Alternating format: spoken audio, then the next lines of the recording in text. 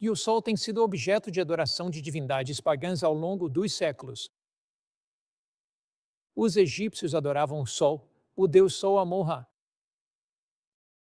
Os babilônios adoravam o deus Sol Bel-Marduk. Os persas adoravam o deus Sol Mitra. Os romanos o chamavam de Sol Invictus, Sol Invictus. Adoração ao Sol, mas, ainda assim, nos dias de Constantino, a adoração ao Sol infiltrou-se na Igreja cristã. No futuro, haverá imposição da marca da besta.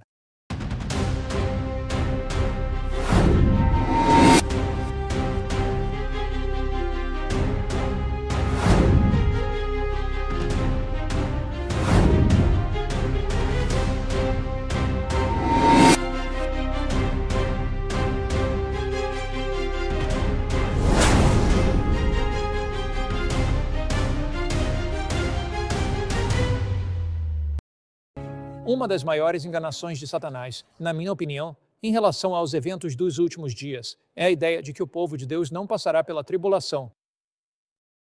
Por que isso é significativo? Isso é significativo porque, se você acredita que será arrebatado a qualquer momento e não precisa se preparar para o que está por vir, quando os eventos do futuro acontecerem, você ficará completamente sobrecarregado. Se você acredita que não estará aqui quando a marca da besta for imposta, se acredita que não estará presente nas grandes provações da história da Terra que estão por vir, então a sua preparação para esses eventos será significativamente diferente do que seria se você entendesse o que a Bíblia realmente diz. Mas primeiro, vamos diretamente à Bíblia e observar 4 ensinamentos claros das Escrituras que revelam que a igreja passará pela tribulação. Muitas pessoas leem livros sobre a tribulação. Elas ouvem seus pregadores favoritos na TV falando sobre a tribulação. Mas muitos deixam de ir diretamente à Bíblia para ver o que ela diz. Eu adoro aquele poema que diz: "O que diz a Bíblia? A bendita Bíblia para mim." Os ensinamentos dos homens tantas vezes me enganam. Mais que esta seja a minha única pergunta: o que diz a Bíblia? A bendita Bíblia para mim? Você não concorda que precisamos ir diretamente às Escrituras? Então vamos lá. Apocalipse, capítulo 15. Vamos começar pelo versículo 1. E vi outro sinal no céu, grande e maravilhoso, em 7 anjos que tinham as 7 últimas pragas, pois nelas se consuma a ira de Deus. Então, vemos aqui que João vê esses anjos com as 7 últimas pragas, prontos para liberá-las. Logo em seguida, sua visão é tirada da terra e colocada no céu, para nos dar confiança de que Cristo será vitorioso. Ele diz: "E vi como que um mar de vidro misturado com fogo, e os que tinham alcançado a vitória sobre a besta, sobre a sua imagem, sobre a sua marca e sobre o número do seu nome, estavam em pé sobre o mar de vidro, tendo as harpas de Deus." Quem está em pé sobre o mar de vidro? Quem faz isso? Aqueles que têm o quê? O que as Escrituras dizem? Aqueles que alcançaram a vitória sobre a besta. Então, os milhões que estão em pé sobre o mar de vidro passaram por um período de tribulação. Eles enfrentaram anteriormente o poder da besta e conseguiram vencê-lo. Essa é uma das coisas que os permite estar em pé sobre o mar de vidro. Por quê? Por meio de Cristo, pelo seu poder, pela sua graça, eles conseguiram vencer a besta. Não é a força de vontade deles vivendo dentro deles, mas sim o poder de Cristo. Vamos continuar. Eles cantam o cântico de Moisés, o servo de Deus, e o cântico do Cordeiro, dizendo: "Em grandes e maravilhosas são as tuas obras, Senhor Deus Todo-Poderoso. Justos e verdadeiros são os teus caminhos, ó Rei dos Reis." Agora, o que essas pessoas cantam? Elas cantam o cântico de Moisés. Você se lembra do que está escrito em 1 Coríntios 10 e 11? Pois tudo o que foi escrito no passado foi escrito para o nosso ensino. Vamos voltar e dar uma olhada nisso. 1 Coríntios 10. Estamos analisando a primeira evidência de que a igreja realmente passa pelo período da tribulação. Pois eles cantam o cântico de Moisés. Estamos tentando entender o que é esse cântico de Moisés. 1 Coríntios 10 e 11. Todas essas coisas lhes aconteceram como exemplos, e foram escritas para advertência nossa, para quem já chegaram os fins dos tempos. Acabou de falar sobre Israel e que os acontecimentos que ocorreram no antigo Israel são exemplos para nós em nossa fé. Você se lembra de quando Deus tirou Israel da escravidão do Egito? Moisés os guiou pelo deserto. Eles chegaram ao Mar Vermelho e, ao se aproximarem do mar, havia montanhas de um lado e deserto do outro. Os exércitos egípcios os perseguiam em seus carros de guerra. Quando os israelitas olharam para trás, viram o sol refletindo nas lanças e espadas dos egípcios. Eles ouviram o estrondo dos carros de guerra egípcios. Eles ficaram ali, sabendo que a morte certa era inevitável. Mas Deus disse a Moisés: vá em frente, coloque os pés na água. E Moisés colocou os pés na água. O mar vermelho se abriu, os israelitas passaram, e então Moisés e seu povo chegaram ao outro lado.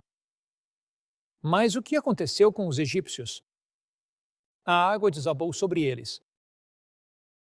No final das pragas, Moisés e seu povo atravessaram o Mar Vermelho.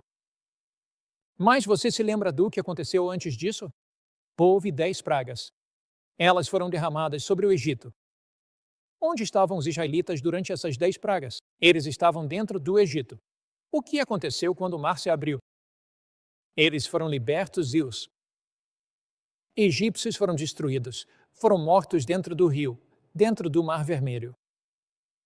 Agora, do outro lado do mar, em Êxodo, capítulo 15, você verá que Miriam começa a liderar os israelitas no cântico, e chamamos isso de o Cântico de Moisés. Êxodo, capítulo 15.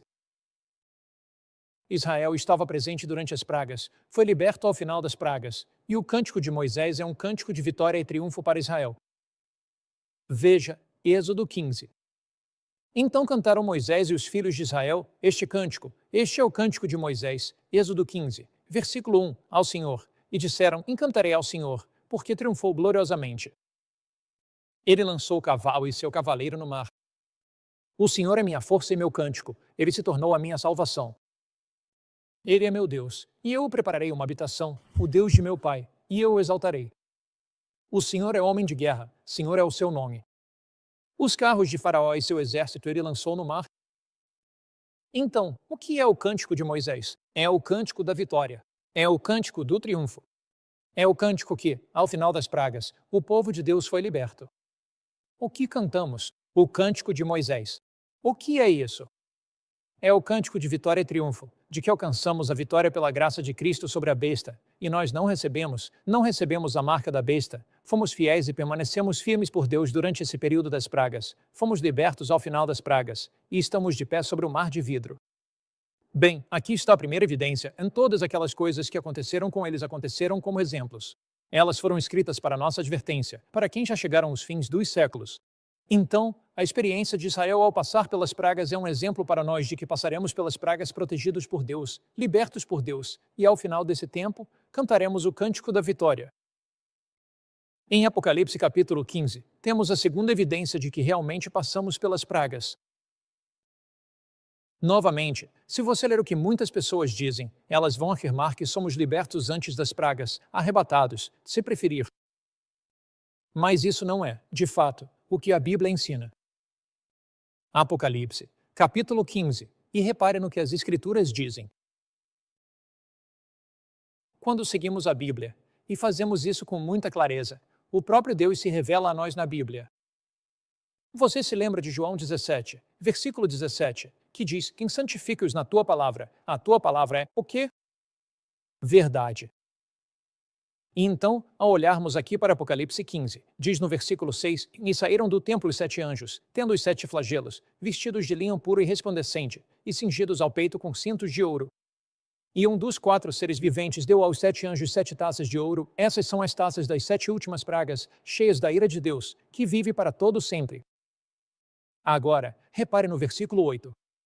E o templo encheu-se de fumaça por causa da glória de Deus e do seu poder. E ninguém podia entrar no templo até que se cumprissem as 7 pragas dos 7 anjos. Agora, não está claro? Poderia ser mais claro do que isso? Ninguém pôde entrar no templo até que as 7 pragas fossem cumpridas. Portanto, não entramos no templo de Deus, no céu, antes das pragas.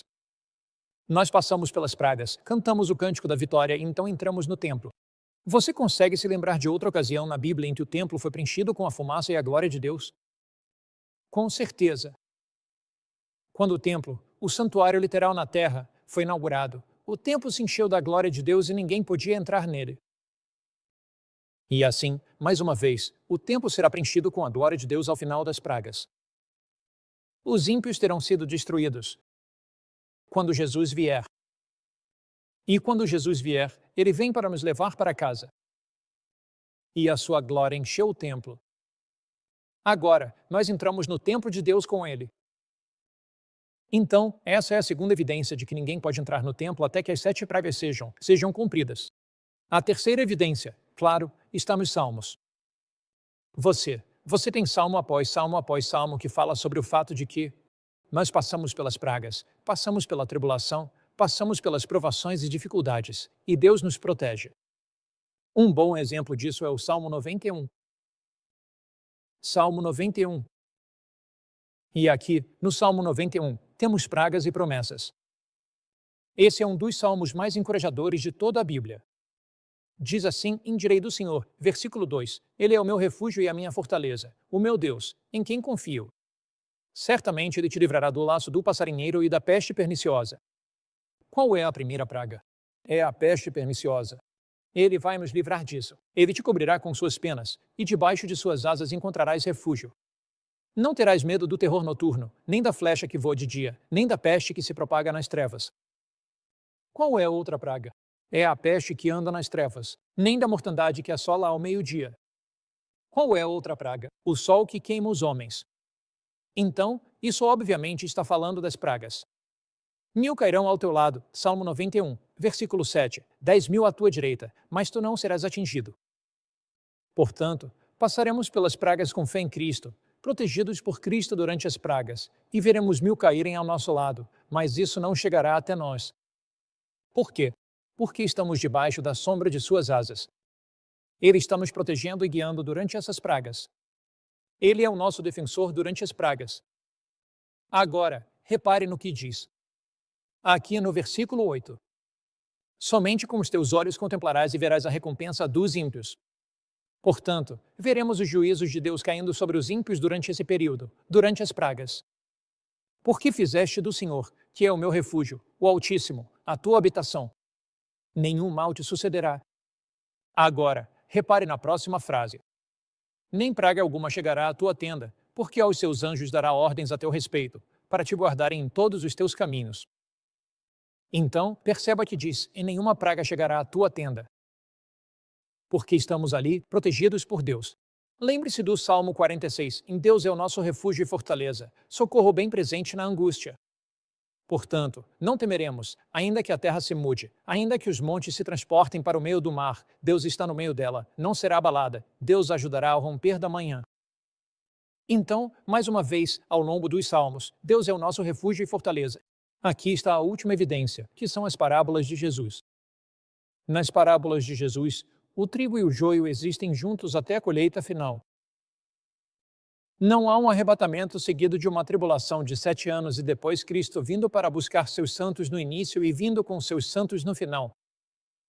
Nós não encontramos isso. Você não encontra isso nas parábolas. Por exemplo, você olha para Mateus capítulo 13, e ali está a parábola do trigo e do joio. E, em Mateus capítulo 13, diz no versículo 30, deixem ambos, ou seja, o trigo e o joio, crescerem juntos até a colheita, e no tempo da colheita direi aos ceifeiros, ajuntem primeiro o joio e amarrem-no em feixes para ser queimado, mas recolham o trigo no meu celeiro. Então, nessa parábola, o joio é recolhido primeiro e queimado, depois o trigo. Em outras palavras, é um evento simultâneo. Ele conta outra parábola, a parábola do reino dos céus, como um grão de mostarda, e fala sobre como ele cresce e se expande pela terra. Então o evangelho vai avançar. Um decreto será promulgado, de acordo com Apocalipse 13, condenando o povo de Deus à morte. A marca da besta será imposta. O povo de Deus será fiel a ele, e enquanto forem fiéis, cada indivíduo na terra tomará uma decisão final e irrevogável a favor de Cristo ou contra Cristo. Quem é justo, continue sendo justo. Quem é santo, continue sendo santo. Quem é injusto, continue sendo injusto. Quem é impuro, continue sendo impuro. Quando essas decisões são tomadas, a liberdade condicional humana se encerra. As 7 últimas pragas então são derramadas. O povo de Deus confia fielmente nele durante as pragas. Ao final das pragas, eles cantam o cântico de Moisés. Eles são protegidos durante as pragas. O trigo e o joio crescem juntos até a colheita. No final dessas pragas, Jesus vem. Ele recolhe o seu trigo para o seu celeiro. Seu povo é arrebatado para encontrá-lo nos céus. Os mortos justos são ressuscitados, os vivos justos são transformados pelo seu poder e graça, e os ímpios são destruídos pelo esplendor de sua vinda naquele momento. Agora, você pode se perguntar: e o amor de Deus? Podemos analisar essas pragas uma a uma, ver por que Deus derrama essas pragas? São julgamentos arbitrários? E quanto ao amor de Deus nas pragas? Vamos começar com Apocalipse 16. Vamos analisar cada uma das pragas especificamente e nos perguntar onde está o amor de Deus. Vamos para Apocalipse 16, versículo 1. E ouvi uma grande voz vinda do templo, dizendo aos 7 anjos: vão e derramem as taças da ira de Deus sobre a terra. O primeiro foi e derramou sua taça sobre a terra. E surgiu uma úlcera maligna e dolorosa nos homens que tinham a marca da besta e que adoravam a sua imagem. Agora, repare, sobre quem cai essa úlcera maligna e dolorosa, essa ferida horrível? Sobre aqueles que têm a marca da besta. Bem, obviamente, então deve haver pessoas vivendo na terra que não têm a marca da besta, ou seja, o povo de Deus. Portanto, ela cai sobre aqueles que têm a marca da besta. É uma aflição física. O que o poder da besta disse? Quando a marca da besta foi imposta, aqueles que a impuseram disseram: você deve aceitar a marca da besta, e se não aceitar, será fisicamente prejudicado, será machucado fisicamente. Você será açoitado. Será perseguido. Se não aceitar a marca da besta, você e seu corpo sofrerão uma dor enorme. Então aqui, a primeira praga nos mostra que só a segurança física em Cristo. Aqueles que receberam a marca da besta sofreram com a úlcera maligna e dolorosa. O que isso quer dizer? Está dizendo para entregar sua vida a Cristo. Toda a segurança física está em Cristo. Cristo é o nosso refúgio e fortaleza. Vamos para a segunda praga. E aqui na segunda praga diz: e o segundo anjo derramou a sua taça sobre o mar, e este se tornou como o sangue de um morto, e morreu todo o ser vivente que havia no mar. Você consegue imaginar o que aconteceria se todo ser vivo do mar morresse? Pense na poluição, pense no mau cheiro e na podridão. Pense na interrupção das cadeias de suprimentos. Pense no fato de que você não poderia enviar mercadorias pelo mar. Isso criaria um desastre econômico e comercial.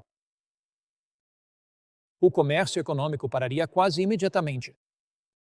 Lembra do que disseram aqueles que impuseram a marca da besta? Eles disseram: você não pode comprar nem vender, você não vai conseguir comer. Mas aqui, na segunda praga, aquilo que eles prometeram, eles não conseguiram cumprir. E na segunda praga, o que está escrito? Toda a segurança econômica está em Cristo. Na verdade, a Bíblia diz que o nosso pão e a nossa água serão certos durante esse tempo. Davi diz: e nunca vi o justo desamparado, nem a sua descendência mendigar o pão. Jesus promete, durante esse período, que cuidará de nós. Então, a primeira praga diz que toda a segurança física está em Cristo. A segunda praga diz que toda a segurança econômica está em Cristo. Veja o que diz em Apocalipse capítulo 16, terceira praga. O terceiro anjo derramou a sua taça sobre os rios e as fontes das águas, e elas se tornaram em sangue. E ouvi o anjo das águas dizer: injusto és tu, ó Senhor, que és, que eras e que has de ser, porque julgaste assim. Versículo 6. Pois eles derramaram o sangue dos santos e dos profetas, e tu lhes deste sangue para beber, porque são dignos disso. E ouvi outro do altar dizer: sim, Senhor Deus Todo-Poderoso, verdadeiros e justos são os teus juízos. Agora veja, por que Deus lhes dá sangue para beber? Está explicado aqui. Eles derramaram o sangue dos santos e dos profetas. Em outras palavras, eles decretaram a morte e quiseram destruir e matar o povo de Deus. E então aqui diz que eles receberam sangue para beber. O que isso quer dizer? Diz que a nossa vida está escondida com Cristo em Deus. A vida é um presente que Deus nos dá, e a nossa vida está escondida com Cristo em Deus. Veja, a primeira praga mostra que toda a segurança física está em Cristo. A segunda praga mostra que toda a segurança econômica está em Cristo.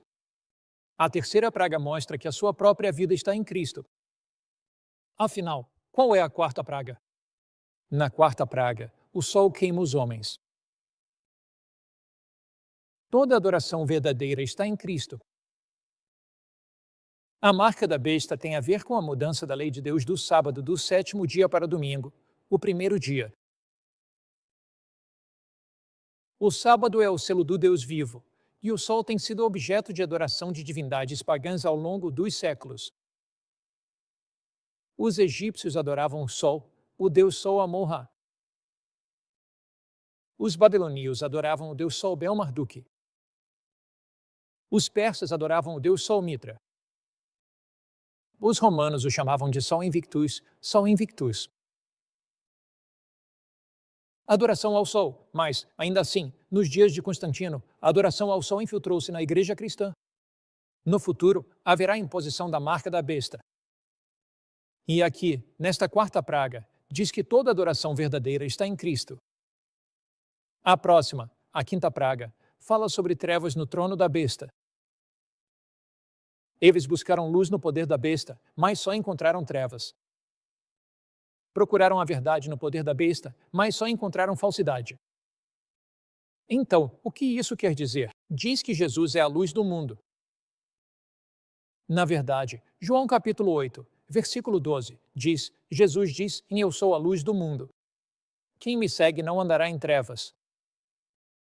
A Bíblia, Salmo 119, versículo 105, em tua palavra é lâmpada para os meus pés e luz para o meu caminho. Então, aqui a quinta praga fala sobre o fato de que essas pessoas seguiram o erro, seguiram a superstição, seguiram invenções humanas, mas ainda assim existe a verdade. As pragas são pragas literais, mas têm lições espirituais que são a sua base. Naquela primeira praga, toda a segurança física está em Cristo. Naquela segunda praga, toda a segurança econômica está em Cristo. Naquela terceira praga, a nossa própria vida está em Cristo. Naquela quarta praga, onde se fala sobre o sol queimando os homens, a verdadeira adoração está em Cristo. Naquela quinta praga, toda a luz está em Cristo. Ele é a luz da vida. Na sexta praga, o sexto anjo derramou a sua taça sobre o grande rio Eufrates, e a sua água secou, para que se preparasse o caminho dos reis do Oriente. E vi 3 espíritos imundos, semelhantes a rãs, saírem da boca do dragão, da boca da besta e da boca do falso profeta, pois são espíritos que realizam milagres e que enganam o mundo inteiro, reunindo-os para a batalha do grande dia do Deus Todo-Poderoso.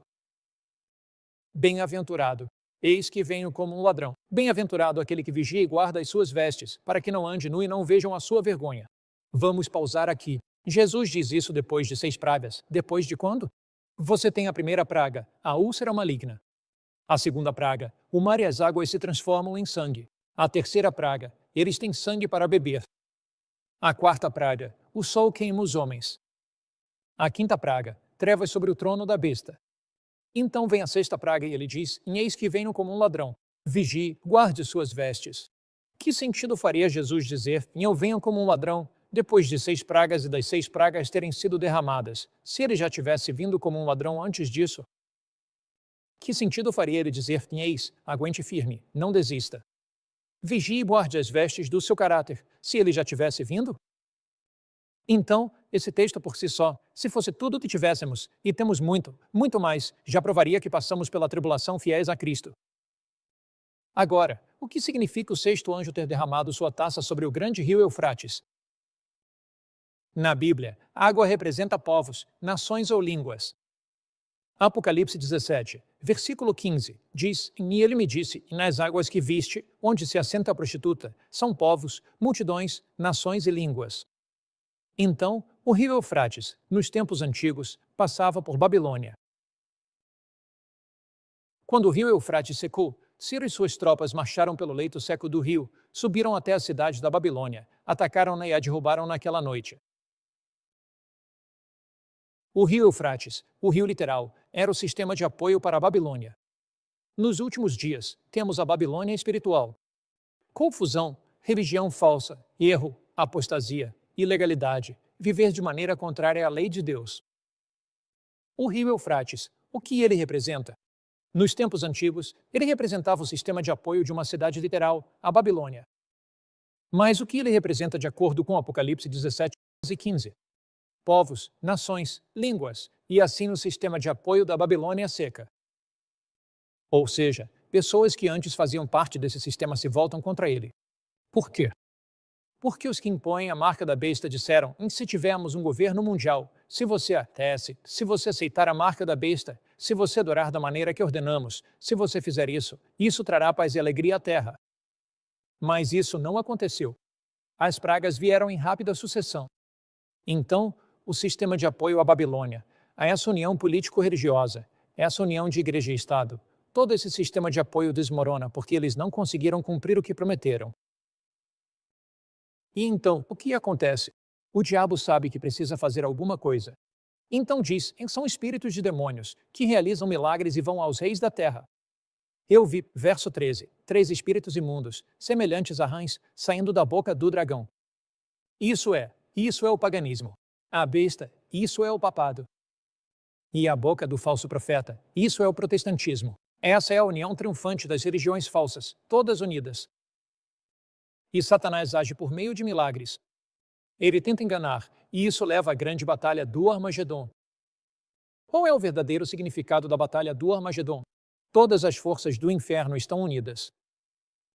Todas as forças do mal estão unidas, e elas avançam contra o povo de Deus para destruí-lo. É esse conflito final entre o bem e o mal. É esse conflito cósmico entre Cristo e Satanás. Mas, nesse momento, ocorre a 7ª praga. Pedras de granizo caem do céu. Nós lemos isso aqui. E o 7º anjo derramou sua taça no ar. E veio uma grande voz do céu, do trono, dizendo: está feito. Houve vozes, trovões, relâmpagos e um grande terremoto, e a grande cidade, Babilônia, foi dividida e caiu, e toda montanha e ilha foram removidas dos seus lugares, e uma pedra de granizo do tamanho de um talento caiu do céu, isso equivale a 30 quilos. Então, o que acontece? Jesus disse: está feito. Acabou. Pecado, doença e sofrimento, nunca mais. Doença, desastre e morte, nunca mais. Poluição e pobreza, nunca mais. Confusão e caos, nunca mais. Jesus disse: é hora de buscar o meu povo. É hora de libertar o meu povo.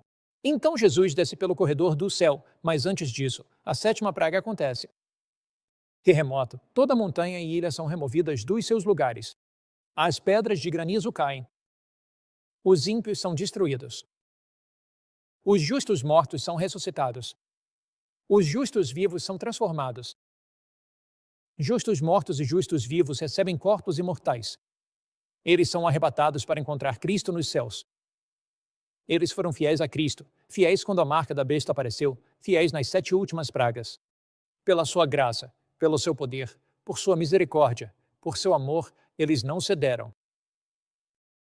Meu amigo, Jesus está te conduzindo a algo muito mais profundo do que você já experimentou no passado.